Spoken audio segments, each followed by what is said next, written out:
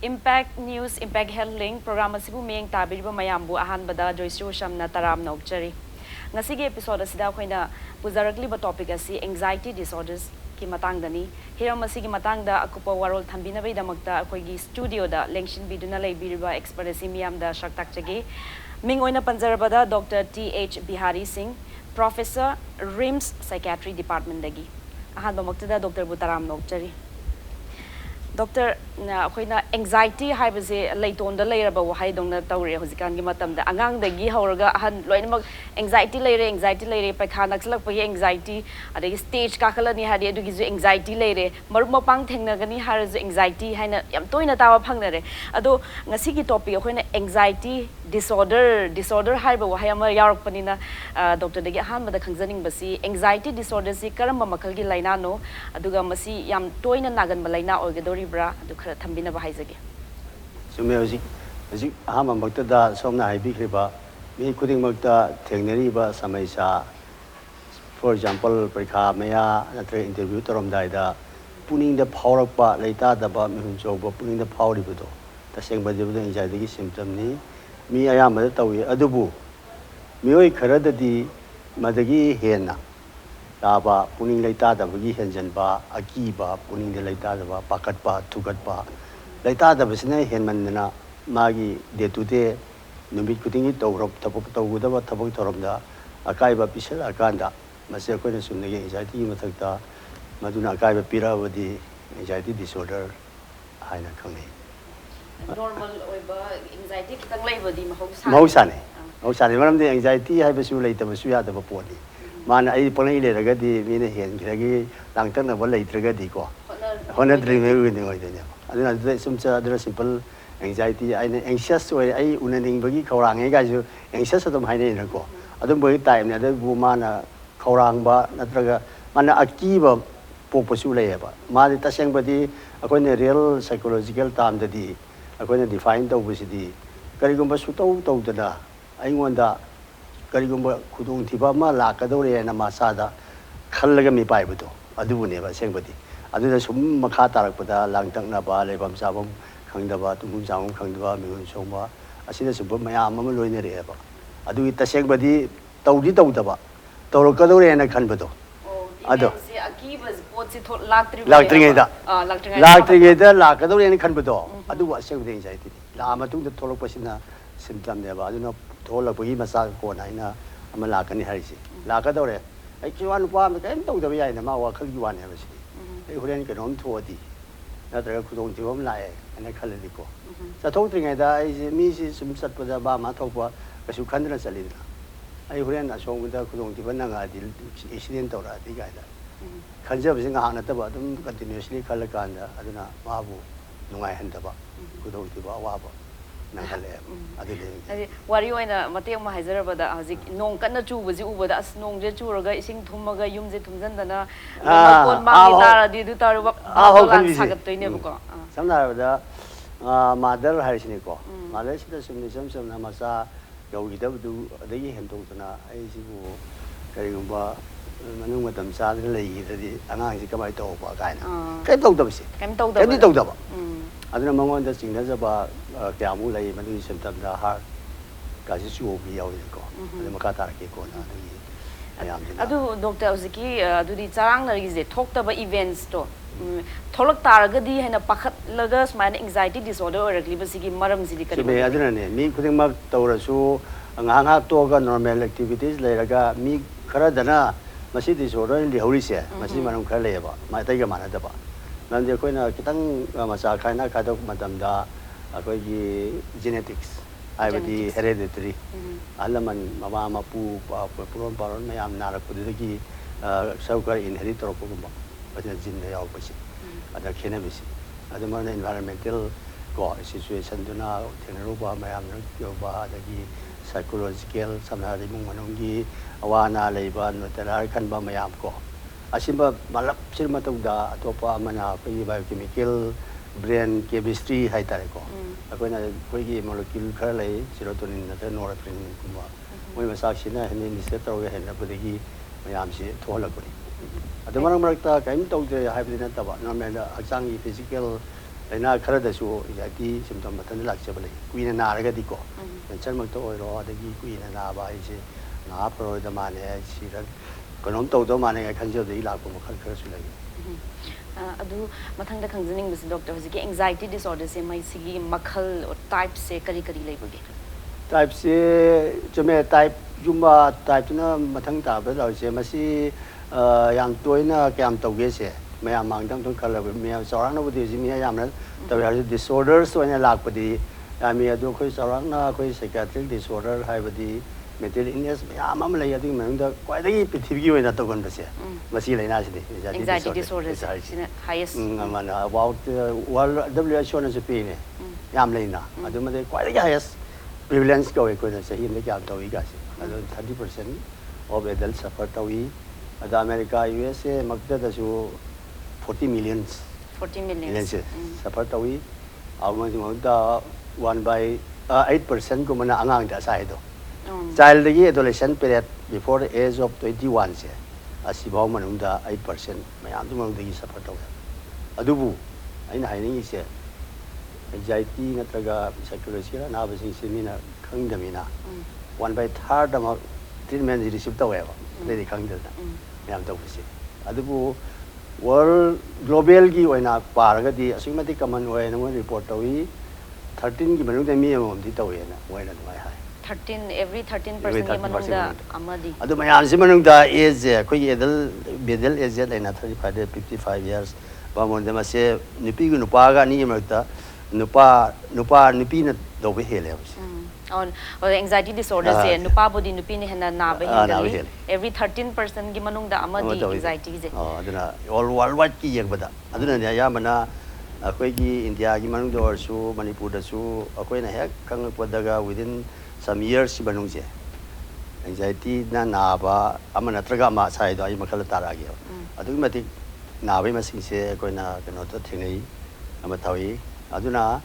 jorang na mi symptom amtang gi laina amtang gi dinatamina koina jorang na koi academically hai tare koina anxiety da koi generalized anxiety disorder adi panic anxiety disorder ga da khai doi mayam sina kren to gan ba group di OCD se akoi marakta dum hai di hai amangai da ko hanagi concept di OCD is obsessive compulsive disorder hai bane ba ko mase anxiety group ta chalani adubu symptom di habe mana bine chalale do basically recent anova update di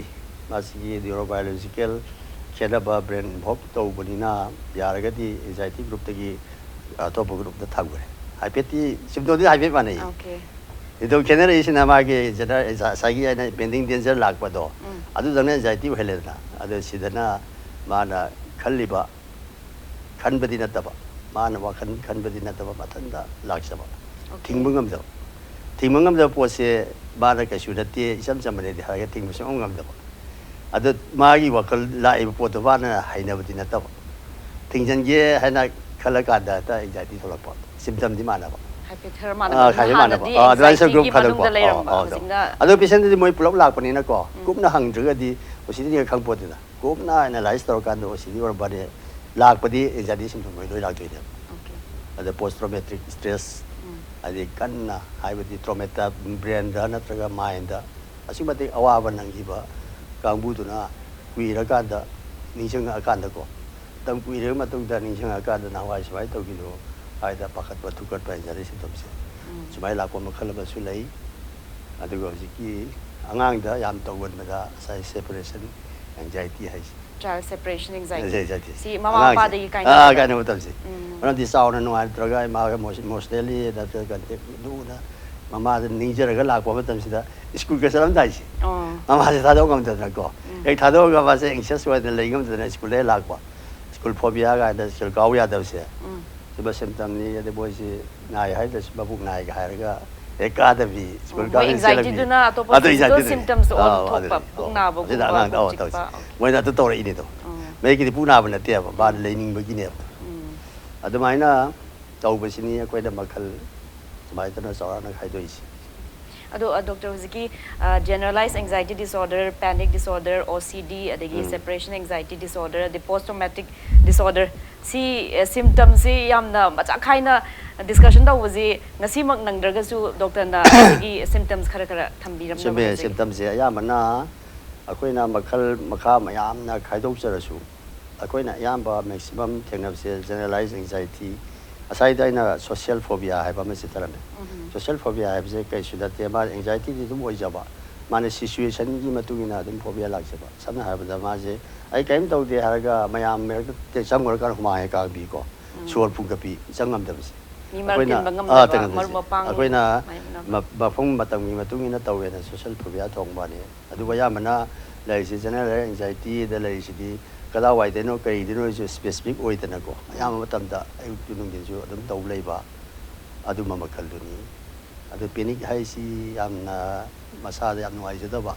atai matam da di kashu taw dren khanjara ko suddenly khangau da tummi ngai ora su satling ngai ora su khangau da sa launa kang pa adu symptom na yam ai makha da symptom la tu ise ma di mihun jiam kan chom mihun chong ba fast adu ga yang ju yang ba kan na koi lam je kan na so ngon ta cho bu do adu mai to ba so so thabe thabe hon ma adu ma dan da ba se kyamu nungai ta ge da ko ma se ai je khudak da si da me na adu bo yaw na khan ban ne khale khan da jwa da ba mai oi re bu do ni hun ka ga ke rom to re da ko ma ga ka bi so phung ga bi adu ga mi hun ju so khala bi so ho ju nungai ta ba an saram na kam bi phung ga bi se masigi da ya ba ta sigi symptom je handa sor ga yamna wang khat pa blood pressure ga ju high ga adu ne ya ji blood adu high ga ni se ai da ba ji sun tong ni se kwai da si ma tang si da ko mi ya ma na khang de mi na sa tu khla si do re bi mi ya o yam sa la so si ra ne ba je ma di attack si yam kui ba de ba 10 to 15 minutes ki under si da to bu nga ta ne adu ga 10 to 15 minutes da ne ya sang di ma si da khana wa ga ba ni si do re na kan bi se as emergency ne ya ma na bu ko ne re ba ko asi matam si ma BP ju ya mana wang kale moi se ai matang si da ai kilang pal hori se matap di BP Manipur da patient laiba alaman bi ya mana su ai BP ana bani hai se blood pressure gi ana ba tongan bam le ba du am te la tie ko se ma ke tang nungai ta ba khwai da nungai ta ba tension lag ma tam se BP ye hai ga la ga ne khal le ne am tra ga mu normal ta gi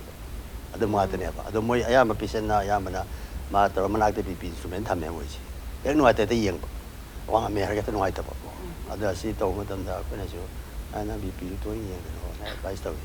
si ma tang da ko na se ma ta ina pol ho ni se heart beat chong ba ko palpitation ka we ne se al sen to ba so heart beat the beating palpitation to bi ga BP wang bi ga loina ma tam si di wa na heart na ba ne na dum lo we ba ko heart na ba ne na mo ji heart cardiology na traga pi san da second ya woi yeng matam da as nang BP wang he hai bani na a je nuai ta ba bu he le ba ko aduna koi na sumna haining badi taseng badi heart ki le na leitana chung ba ta ne ban ja ti le sin si heart ki ru lau to ga adama heart ki na te haraga koi gi si mai le na ba bi ha ta mai ta na bi ga to wani mai ba tang ju hai badi hojiki heart gi problem na ta vida smaina blood pressure gi problem na ta vida symptoms zu mana re hai na hidak si zu lana cha gi do ye mai root cause ayam bana ai na marta hayo ge patient anxiety gumba le patient is de asai de symptoms ju yam le na chest pain gumba tawak ta na ba te pain na te gi yam le ye ko adu le bin na moi se am dong chat doctor ma dong chat si dong na no long chat swai to da am ne yeng ge le moi se adu ga sa na da mina sa ro ga koi phat ye dum hai le adu root cause mang ro ga ti ke no ram ya ti ram degi ana si ta chi ne ko na moi da khang ani gi si adagi miyam je ayam bade psychiatrist chalaga layeng ba hai basi tonga stigma ma lei jabani na lei so na adu chu ne bai nang na hai ri siam phai akoi na so dam feel toi ne moi na ma si ge mai le na bani se moi tha ja da bai ta le psychiatry haraga angau ba ko lao pho ba ngau ba du mai na min to bani na se emotional cause ram dei tholok bani hai basi moi phaya ma hai ra ba moi na yaning da bai ta maram ti akoi na kari gu mama torok basi exact adu to ba ta thaido kharaga to pulai na da na ba ko thong am chu le ya ba ko adu moi na sum khang da ba adagi mai le na bana suppose thara phau da ai isa ju se thajal li gai na ko suppose for example akoi gi emergency daga casual de yam pore da ꯑꯗꯨ ꯃꯣꯏꯗꯤ ꯈꯪꯕꯤꯔꯛꯄꯗ ꯍꯔꯥꯎ ꯂꯥꯛꯑꯒ ꯁꯥꯏꯀꯥꯇ꯭ꯔꯤ ꯑꯣꯏꯔꯝꯕꯗꯒꯤ ꯁꯥꯎꯗꯅ ꯅꯪ ꯑꯩ ꯏꯆꯥ ꯅꯨꯄꯤꯕꯨ ꯁꯤꯗ ꯊꯥꯖꯤꯜꯂꯤ ꯀꯥꯟꯗ ꯁꯥꯎꯔ ꯆꯠꯈꯤꯕꯁꯨ ꯌꯥꯝ ꯂꯩꯌꯦꯕ ꯑꯗꯨꯝꯕ ꯃꯇꯥꯡꯗꯨꯅꯦꯕ ꯑꯩꯈꯣꯏꯅ ꯄꯕ꯭ꯂꯤꯛꯇ ꯈꯪꯍꯟꯅꯤꯡꯉꯤꯁꯤ ꯁꯨꯝ ꯑꯁꯦꯡꯕꯗꯤ ꯍꯥꯔꯠꯕꯤꯠ ꯑꯣꯏꯒꯦꯔꯥ ꯁꯣꯔ ꯕꯥꯇꯤꯟ ꯑꯣꯏꯒꯦꯔꯥ ꯔꯦꯁꯂꯦꯁ ꯑꯣꯏꯕ ꯀꯥꯏꯁꯦ ꯏꯃꯣꯁꯅꯦꯜ ꯁꯥꯏꯀꯣꯂꯣꯖꯤꯀꯦꯜ ꯀꯣꯖ ꯑꯣꯏꯕꯅꯤꯅ ꯃꯁꯤ ꯐꯖꯅ ꯃꯔꯤ ꯂꯩꯅꯕꯗ ꯇꯥꯟꯅꯔꯒꯗꯤꯀꯣ ꯐꯍꯟꯕ ꯌꯥꯕ ꯄꯣꯠꯅꯦꯕ ꯁꯤ ꯌꯥꯝ ꯗꯦꯟꯖꯔꯁ ꯑꯣꯏꯕ ꯅꯠꯇꯦꯕ ꯌꯥꯝ ꯅꯨꯡꯉꯥꯏꯖꯩ ꯗꯣꯛꯇꯔ ꯑꯗꯨ ꯃꯇꯥꯡ ꯑꯁ꯭ꯋꯥꯏꯗ ꯕ꯭ꯔꯦꯛ ꯑꯃꯠꯇ ꯂꯧꯃꯤꯟꯅꯈꯤꯁꯤ ꯑꯗꯣ ꯕ꯭ꯔꯦꯛ ꯃꯇꯨꯡꯗ ꯍꯧꯖꯤꯛ ꯃꯁꯤ ꯁꯥꯏꯀ꯭याट्रिꯛꯀꯤ ꯑꯣꯏꯕ ꯄ꯭ꯔꯣꯕ꯭ꯂꯦꯝꯅꯤ ꯅꯠꯇ꯭ꯔꯒ ꯐꯤꯖꯤꯀꯦꯜ ꯄ꯭ꯔꯣꯕ꯭ꯂꯦꯝꯅꯤ ꯍꯥꯏꯕꯗꯨ ꯈꯪꯗꯣꯛꯅꯕ ꯗꯥꯏꯒꯅꯣꯁꯤꯁꯀꯤ ꯃꯇꯥꯡꯗ ꯕ꯭ꯔꯦꯛꯀꯤ ꯃꯇꯨꯡꯗ ꯑꯃꯨꯛ ꯋꯥꯔꯤ ꯁꯥꯟꯅꯁꯤ ꯗꯣꯛꯇꯔ ꯑꯇꯦꯟꯕ ꯀꯃꯔꯁꯤꯌꯦꯜ ꯕ꯭ꯔꯦꯛ ꯑꯃꯠꯇ ꯂꯧꯖꯒꯦ ꯕ꯭ꯔꯦꯛꯀꯤ ꯃꯇꯨꯡꯗ ꯑꯩꯈꯣꯏꯅ ꯑꯦꯡꯖꯥꯏꯇꯤ ꯗꯤꯁꯑꯣꯔꯗꯔꯒꯤ ꯃꯇꯥꯡꯗ ꯑꯃꯨꯛꯀ ꯍꯟꯅ ꯈꯪꯃꯤꯟꯅꯈꯤꯁꯤ ब्रेक के हन तराम नौचरी डॉक्टर ने ब्रेक की ममांग एंजाइटी डिसऑर्डर्स की टाइप्स मैम से थम्बीख्रे अदो मथंग से अखोइना मसी डायग्नोसिस तौबगी मतांग खनद्रिङैद डॉक्टर ने हारिबा हजिकी कनो anxiety disorders ma'am मसीगी symptoms अखोइना खंगदब अखोइदे इलाइलाइन खंगबदी मिहोन Chongba अदगी palpitation restlessness सिमदि खंगे अदो अखोइना खंगदब अखोइना खंगहौबददी कानागदब सिम्पटम्स सिंजु खर थम्बिनबा हाइजगे चुबे मैम से सिम्टम वाइज क्या बुला के बोली नुआई तब तंग हारगा असी दंगने हाइबनिना डॉक्टर खरदि मिस तौबदु यावरिनेब अखोइना अतोप ओइबियाबा एंजाइटी अमदु ओइबियाबा मैम अम लई अदु यावब्रा यावदब्रा याव हंगुर कादे यावी यावी नम हारकुदो अदो अयाम पेशेंट सिंगना एंजाइटी सिम्टम नेदि लेजिद्रसु हाइदि हाइदोक्तब बासे कोक नुआई तबको कोक नुआई ते हाइनिको कोक नुआई तसि कबाय तबदो अखोइगी सिकप्रा लुम्ब्रा को lumboy chikpoy ko saba kok saba is very common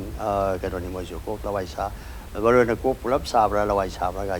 sabra sina anxiety kabu to ju tawi to ju tension hen ba kamu na taw lawai saba ko lawai sagala di khogya ju sai boisi adu khangde mina ko boy ki calcium khara sa han ngani adu doctor na du tawre ga doctor tonga tonga chap adu ne moina sig related oi have se masine ma interpret se lawai ko lumba khotpa sima leijere na ko ade ko ngau khotpa adu pule adagi asai danger lakadori haiba sadan khudong thibam lakadori haiba khangbu duma adagi kiba sida ayama patient ki da har kai ro noi ki ri sibo na ki bisi makhala ni sueba ko suppose ai example farming da atopa masak khang da ba kangu na aibu tubin attack taw dore hada ki ba ma ko ai thanda ki jaba hai se ai si horen karom toraga wan thara kadra ki budo asi khuki si ayam na tawe ki bisi wan maram chana ki bisi mina hat keni taw na taba ai bu siradra no ta ki jaba se da ma taw adagi asai heart beat to dang taw bisi khagau na so ko le kini aduma palpitation dum lai re adagi maroi na humang ka ba dai bam sabam khang da bisi ai bam khang da bisi ayam ba bi ja te yam taw pham ma su nuai bu khang da ba sala su nuai bu khang da ba sa ko chala ga phaga dai na ho got au pham da taw bisi restless yes masi very common ayam batawi humang ka bi adagi sometimes to yo na ma khut nik bisi tremble taw sa na yes ni khara u ne basi loi na taw dra su ago na sometimes mo na hayo ka su na mo na sa ni ko yaw ra ni akoi sa ga lai ni pu do adawai mo trembling se taw ya basi adu humang ka bi le ko to re adu ga ade sor hon ba sor khang top to hole se am hai mo na मायना चनिंग चमांग हौनदना सोमे जे मसी मेते yi wahai ni sor se tat poi la poi adune moi de sor se tat la si da winning je so ta khitra jam sing ne je boy se ko adi shocking to ba phun ba sa yi peditu da si yaw go de ni shocking si sa na koi na cham si da hekta tat ki ba sor phun ba do ni na ko ji kano to ga khori me pe do adu ta ka gom lei bu do ada mai na phun ba sor on thok ta bi do khanau su kang chele ya do aduna khang azu mata de ma si ni khalisi simalerani adagi maroi na ma si tha na amu thamba amu sa ba adagi mi complaint se nang ji yo go imung am da lai min ra di doctor na di ma ngau ne ba si da khara ing si dang sai hai ne ko bung sa ba si dang ka khale hai ne nang nang sa khrem hai ne oh jiki manil ka ba ne ka na ade bung long to i ga si very common ne do mai tron da when express to wa de ta se go de ko na samam na chills ago ga hot and ko yi chil na traga gol hai ne adu mana pham hong hong ne to wa sai dang sa si dang ta si da wa si ka khali ga to se si ju khwai di adagi jing lao i ga se jing ye je ko na english da tongan bam lai when the jing lao try lao guys try have jing is the late year go when the tingling and I couldn't hold it so but my arms here tawi sima takda na sebe epigastric che try the tazin so go pose ada sim sim ta da hayo gi che ni ayamana pisan da yemo go thong amana noi te have je naจะเข้าไปตัวนี้จะเข้าเลยนะ gastric น่าดิ ได้อะไร number one นี่ไทยนี่เสีย anxiety ที่ symptom ร้อยน้ำมักเสียอาศัย symptom มันเนี่ยจะเข้าได้คุยพูดอะไรบ่อยสิอะไรมากี่แต่น่าจะสาธิตที่ปุ๊กกี่เลยนะอย่าหน้าไปอยู่ได้พบกันเดียวบ่อยสิที่ดาวตีสารกันสิสิมาคุยกันหน้าไปสิมาเลยนะครั้งนี้อะไรชาบะใช้ตัว plus คุยชมชาไปขบไปตัวเลยอาศัยตัวปุ๊กหน้าไปตัวอาศัยตัวนี้ช่วยนายให้นี่สินายให้นี่ได้เปลี่ยนสิจู depression นั่นตระก็ anxiety บ่ร้อย%แต่มันเนี่ยบ่เปลี่ยนเงาดิสิเปลี่ยนหน้าบ่เผาดิเงาดิเปลี่ยนเนี่ยตุ้มบ่ได้ดีก็ไม่ตุ้มบ่สิเนี่ยอดุนะสมในซ้ำๆบ่ได้ยังคุยตัวเดียวคุยแล้วกันดาคุยแล้วก็ treatment คุยได้ตุ้มบ่อยากที่บ่สิanxiety น่าบ่สิตุ้มบ่ sleepless ตุ้มบ่อยากแต่บ่สิบ่ได้ disturb ตัววิเอากายให้ตุ้มได้ disturb ตัว depression ได้เฮ็ดแล้วเพราะฉะนั้นดิ compulsory ตุ้มอยากได้ตุ้มบ่สิanxiety สิครั้งๆมาชัวร์หาคนทั้งนี้เห็นว่าโรคปฏิกรรมตัวเดียวว่าคุยแล้วกันตัวนี้มั้ยตุ้มบ่สิ insomnia นาบ่ตัววิอันนี้ CSPN ใช่ตรงนี้เป็นตัวนี้ CSPN แต่ suppose มาวันน่าจะนารอเด็กที่ heart speed ตัวมันก็ด้วยเนี่ย heart cardiology ต้องจัดการนี้ว่า ECG heart problem เลยแต่เด็กที่เกมตัวรวยนะนั่ง ECG ยังเกมเลยที่ heart กันเนี่ยว่ายุ่งอยู่ก็ใส่ heart attack ตัวที่จะละใส่ตัวว่าคันดูเนี่ยว่าตัวอยู่แล้วต้องคันเลยเนี่ยว่าดูน่ะต้องเป็นอะไรบ้าง CSPN สิผมจะว่าที่ถอยคันเลยสิมันจะมีสิ่งขังอิน heart ชอบเลยกันอันนี้มันปากกาจ้าAsyik mungkin symptom lain ni, bawa kandai kisah kalau naba power ni. Naba power ni sih. Koi subjective pian hai tar. Ada nadi nai hari mina. Nadi. Mina nai hari mina tu pai lete na. Nang sida nai nadi na khang na ba mesin julai bana tiap ko. Asmai na ko yang ba khot ba tau ba lei dam nes tau ba dagi maroi na sai do sume number 1 da magok ta lei dau ni. Ma se attention amasung concentration tau ngam de. Malu na pam sa like shoot up wasing siya anxiety restless worry ma like pa ba siya phawang am dia concentration da disturb daw concentration wala asi mayam siya si na traga na sam na ha da kwai dagi kano di oi ba physical symptom da mapan toi thok pi si ju one of the symptom ne ban to no theng na ba mi khara da tao se sa si lao sa sa pi ro ya koi sa si lao ga ya ban thol hi ra kong da mo hi ga si ada moi patient ya mu khang te mina koi sugar wa nga za la ga na ko suma ba dang de ne ba koi na patient sing da ka bi to si koi test to di da ka oi ado jo ya ma test to ba tam ne ko sai diagnosis to ado la ga ba si visual na ma diagnosis to da mi diagnosis to da ida thap su ya de ado moi na in high get to ri si di laboratory ha ba test sam la ya ba ko physical me am de gi urine ada gi blood da test me am le protein examination la liver gi kidney giได้มาอามาเลยบ่อะไรกี้นั่นก็ heart กี้ ECG ยังอ๋ออะไรกี้ ultrasound CT scan ไอ้กี้ patient ก็เลย ultrasound CT scan ยังมีหัวนะก็ไอ้นู่นมันมีตาโรยสิพวกเขาคัลกินนี่ให้ไปเสียมันน่ะกุยกับมีน่ะกระดมตัวออร์มันนี่สมัยกันนี่ตัวเองอันนี้ผู้ยังไม่ได้ตระการเลยมันไม่ยามเสียร้อยนะยังมาต้อง normal ร้อยตากันเนี่ยบอกคุยใจที่ patient สิอันนี้ยันห้ามไปซะคุยนี่ถ้าให้ไปยาเดียว heart issue บ่ชัวลอยเลยนะฉันจะเลยตะการถ้าหน่วยแต่พิจุมเลยตะการถ้าคุยนะอาจจะไม่เนี่ย indirectly แต่ก็รู้ตัวเองว่าดูท่านอีจามิฉันไม่ตัวก็สิ่งที่มีคุยกี่ mental state อีจามิฉันเลยคุยนะ laboratory มักนัดประชุม C rating scale แค่เลยเพราะฉะนั้นตัวก็สิ่งที่สุดตัวเราดีสิ่งที่ scale ช่วยฟังกันนี่กันนะ psychological testing แค่เลย psychological testing ตัวไม่ตัวเราก็จะ diagnose ตัวกูได้ป่ะอาจจะบู laboratory test เนี่ยมันมันก็ diagnose ตัวงามเดียบอาดูมารู้ว่ามันไทรอยด์เนี่ยมันรู้ว่าก็ตัวสุดเลยบ่ก็ไทรอยด์ไทรอยด์กี่ปีสมัยตะการเลยนั่นคือไทรอยด์ normal เลยไอ้บ้าอันนี้นั่นที่พยายามตัวไว้ยังเนี่ยจะการเนี่ยบ่ normal เลยไม่แต่ normal เลยแบบนี้นะนั่นคือ emotional cause นี่หรือ psychological cause นี่ anxiety นี่อะไรก็บ่ได้ยานั่นจะ convince ตัวอยู่ตะการเลยวันที่พารอยแต่ขั้นเลยเป็นนี่ดอกแต่เสียงแบบนี้มาใช้กลัวจำจะ negative ลมได้หลากปนเนี่ยว่า theory ครั้งสุดเลย ꯑꯩꯁꯦ ꯐꯔꯔꯣꯏ ꯈꯣꯠꯂꯔꯣꯏ ꯈꯟꯕꯁꯦ ꯑꯗ ꯂꯥꯜꯂꯦꯅ ꯄꯣꯖꯤꯇꯤꯕ ꯋꯦꯗ ꯄꯨꯔꯛꯅꯕ ꯉꯁꯥꯏ ꯊꯦꯔꯥꯄꯤꯗꯒꯁꯨ ꯑꯗꯨꯝ ꯃꯇꯝꯗꯤ ꯆꯪꯒꯅꯤ ꯍꯥꯏꯕ ꯆꯪꯉꯤ ꯌꯥꯝ ꯆꯪꯉꯤ ꯍꯤꯗꯥꯛꯇꯁꯨ ꯆꯪꯉꯤ ꯍꯤꯗꯥꯛ ꯅꯪ ꯑꯁꯤꯗꯩ ꯁꯣꯏ ꯐꯔꯗꯧꯅꯤ ꯍꯤꯗꯥꯛꯁꯤꯗ ꯃꯇꯝ ꯆꯥꯅ ꯆꯥꯎ ꯁꯣꯏ ꯐꯔꯛꯀꯅꯤꯅ ꯈꯟꯕꯁꯨ ꯗꯔꯀꯥꯔ ꯂꯩꯌꯦꯕ ꯅꯠꯇ꯭ꯔꯗꯤ ꯆꯥꯔꯒ ꯗꯥꯛꯇꯔ ꯈꯔ ꯌꯦꯡꯉꯨꯔ ꯂꯣꯏ ꯌꯦꯡꯉꯨꯔ ꯐꯔꯛꯇꯕꯅꯤꯅꯀꯣ ꯍꯣꯞ ꯀꯥꯏꯔꯀꯥꯟꯗ ꯑꯌꯥꯝꯕ ꯊꯦꯡꯅꯩꯌꯦꯕ ꯑꯩꯈꯣꯏꯁꯤꯡꯁꯦ ꯑꯗꯨ ꯐꯖꯅ ꯀꯟꯚꯤꯟꯁ ꯇꯧꯔꯒ ꯃꯁꯤ ꯍꯤꯗꯥꯛ ꯐꯖꯅ ꯂꯩ ꯍꯤꯗꯥꯛ ꯑꯗꯨ ꯐꯖꯅ ꯄꯤꯖꯔꯒ ꯑꯗꯨꯝ ꯐꯕ ꯌꯥꯕꯗꯤ ꯉꯥꯛꯇꯅꯤꯗ ꯃꯣꯏꯒꯤ ꯑꯦꯄ꯭ꯔꯤꯍꯦꯟꯁꯟ ꯄꯥꯈꯠꯄ ꯈꯣꯠꯄ ꯃꯌꯥꯝꯗꯣ ꯅꯪꯅ ꯁꯤ ꯇꯧꯔꯛꯄꯗꯒꯤ ꯂꯥꯛꯄ ꯉꯥꯛꯇꯅꯤ ꯑꯇꯩ ꯂꯥꯏꯅꯥ ꯂꯩꯕ ꯅꯠꯇꯦ ꯍꯥꯏꯕꯁꯦ ꯁꯤ ꯃꯔꯨ ꯑꯣꯏꯌꯦꯕ ꯑꯗꯒꯤ ꯗꯣꯛꯇꯔ ꯑꯩꯈꯣꯏꯅ ꯌꯥꯝ ꯇꯣꯏꯅ ꯇꯥꯕ ꯐꯪꯕ ꯃꯅꯤꯄꯨꯔꯗ ꯍꯧꯖꯤꯛ ꯂꯥꯏꯃꯟ ꯀꯥꯕ ꯍꯥꯏꯁꯦ ꯑꯣ ꯂꯥꯏꯃꯟ ꯀꯥꯕꯁꯦ ꯆꯨꯝꯃꯦ ꯂꯥꯏꯃꯟꯁꯤ ꯑꯩꯅꯅꯦ ꯑꯩꯈꯣꯏꯒꯤ ꯂꯥꯏꯔꯤꯛꯇꯗꯤ ꯌꯥꯎꯕ ꯅꯠꯇꯦ